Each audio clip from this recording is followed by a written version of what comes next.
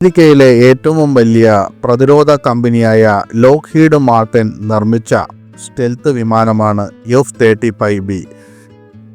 മലയാളികൾക്ക് ഇപ്പോൾ ഈ വിമാനത്തെക്കുറിച്ച് നല്ല അറിവാണുള്ളത്. കാരണം ഒരു മാസമായി ആശാൻ കേരളത്തിലുണ്ട്. കേരളത്തിൻ്റെ തലസ്ഥാനമായ തിരുവനന്തപുരത്ത് കുടുങ്ങിക്കിടക്കുകയാണ്. ലോകത്തിലെ ഏറ്റവും ശക്തമായ യുദ്ധവിമാനമായാണ് F-35B അറിയപ്പെടുന്നത്.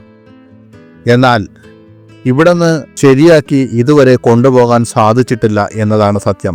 എന്താണ് ഈ വിമാനത്തിന് സംഭവിച്ചത്?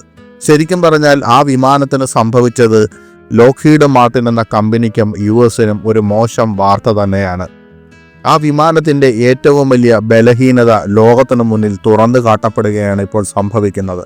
അത് തിരുവനന്തപുരത്ത് എമർജൻസി ലാൻഡിംഗ് ചെയ്ത വിമാനം മാത്രമല്ല, പലയിടത്തും ഈ വിമാനത്തിന് പ്രശ്നങ്ങളുണ്ട് എന്നാണ് ഇപ്പോൾ വിദഗ്ധർ അഭിപ്രായപ്പെടുന്നത്. ഇന്ധനത്തിന്റെ അഭാവം മൂലം അടിയന്തര ലാൻഡിങ്ങിന് ശേഷം ലോകത്തിലെ ഏറ്റവും മികച്ച വ്യോമയാന എഞ്ചിനീയർമാർക്ക് പോലും അത് നന്നാക്കാൻ കഴിയാത്ത വിധത്തിൽ ഈ അൾട്രാ മോഡേൺ യുദ്ധവിമാനം കേടായി കിടക്കുകയാണ്. വിമാനം കേടായി എന്നത് തന്നെയാണ് കാരണം. അത് മറ്റൊരു ചെറിയ പ്രശ്നമൊന്നും അല്ലെന്നാണ് റിപ്പോർട്ട്. ലോകത്തിലെ ഏറ്റവും വലിയ പ്രതിരോധ കമ്പനിയായ ലോക്ഹീഡ് മാർട്ടിനാണ് ഈ സ്റ്റെൽത്ത് വിമാനം നിർമ്മിച്ചിരിക്കുന്നത്. US സർക്കാരിൻ്റെ ഏറ്റവും വലിയ പ്രതിരോധ വിതരണക്കാരൻ കൂടിയാണിത്.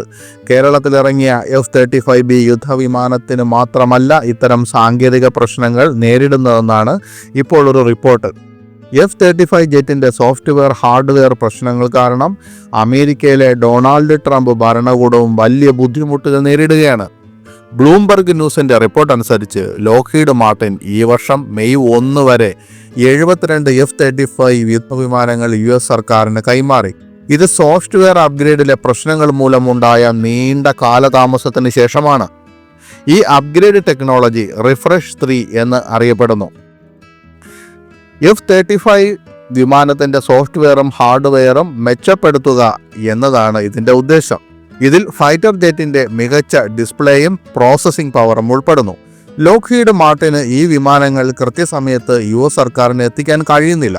അതുമൂലം കഴിഞ്ഞ വർഷം മുതൽ പെൻറ്റഗൺ ഓരോ ജെറ്റിനും $5 മില്യൺ നൽകുന്നത് നിർത്തിവച്ചിരുന്നു.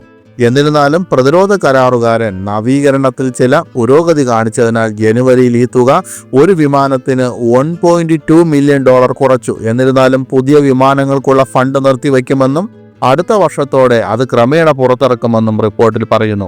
ലോകത്തിലെ ഏറ്റവും വലിയ പ്രതിരോധ കമ്പനിയായ ലോക്ഹീഡ് മാർട്ടിന് F-35 പദ്ധതി വളരെ പ്രധാനമാണ്. അവരുടെ വരുമാനത്തിൻ്റെ 30% അതിൽ നിന്നാണ്. സോഫ്റ്റ്വെയറും ഹാർഡ്വെയറും അപ്ഗ്രേഡ് ചെയ്യുന്നതിലെ കാലതാമസം കാരണം ട്രംപ് ഭരണകൂടത്തിൽ നിന്ന് F-35 വിമാനങ്ങൾക്കുള്ള ആവശ്യം കുറഞ്ഞതിനാൽ 2026 സാമ്പത്തിക വർഷത്തിൽ ലോകത്തിലെ ഏറ്റവും വലിയ ഈ പ്രതിരോധ കരാറുകാർക്ക് നഷ്ടം സംഭവിക്കാൻ എല്ലാ സാധ്യതയുമുണ്ട്.